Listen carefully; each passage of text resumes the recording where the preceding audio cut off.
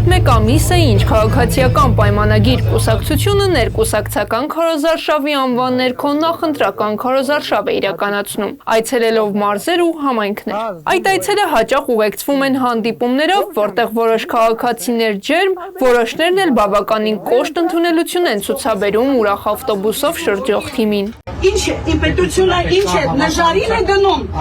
որ նժարին, դահիճին և զոհին դնում են նույն նժարին։ Այցերից հետո իշխանական թիմի ներկայացուցիչները շտապում են հանրային գնահատականներ հնչեցնել, հենվելով տեղում եղած մի քանի դրական արձագանքի վրա։ Այդ ֆոնին հնչում են բավականին ինքնավստահ, երբեմն էլ չափազանցված գնահատականներ սպասվող ընտրությունների արդյունքների վերաբերյալ։ Օրինակ Նիկոլ Փաշինյանը Գյումրի կատարած այցի ժամանակ հայտարարեց. Առաջիկա խորհրդանական ընտրությունների արդյունքում լինելու է հեղափոխություն 3։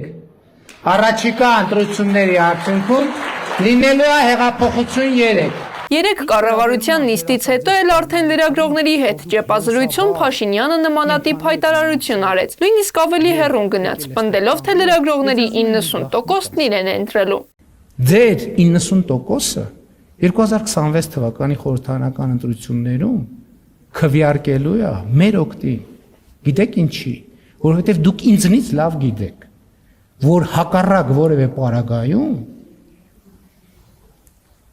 այդ այսօրվա ընտրանքի իշխանություններից որևէ մեկի պայմաններում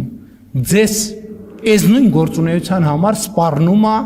հաշմանդամություն առնվազն։ Սակայն այս հայտարարությունները հակասում են մի շարք հրապարակային տվյալներին։ Տարբեր հարթակներում անցկացված հարցումները, ինչպես նաև սոցիալական ցանցերում արձանագրվող տրամադրությունները ցույց են տալիս, որ իշխանության վարկանիշն առնվազն հուսադրող չէ։ Մեր կողմից արված լրագրողական հարցումները եւս վկայում են, որ ընտրական դաշտում մրցակցությունը պահպանվում է, իսկ ընտրողների վերաբերմունքը փոփոխական է։ Իշխանությանը սատարող յուրաքանչյուր քաղաքացու կողքին կա ԿՊ-ից հիասթափված 3-4 հոգի։ Ինչ մտածում են իրանք են մտածում, մեր մտածելով է բանի տղտր։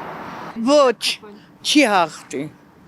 100%-ով։ Եթե իրենք չկեղծեն, իրենք չեն անցնի։ Դժվար ավելի ձեն հաղթի, նրանց ով է սիրում օրինում։ Եվ այսպես հարց է առաջանում, արդյոք տեղային ընդունելությունն ու կազմակերպված հանդիպումները կարող են վստահելի ցուցիչ լինել համապետական ընտրությունների արդյունքների համար, թե դրանք պարզապես քաղաքական շոուի մի մաս են։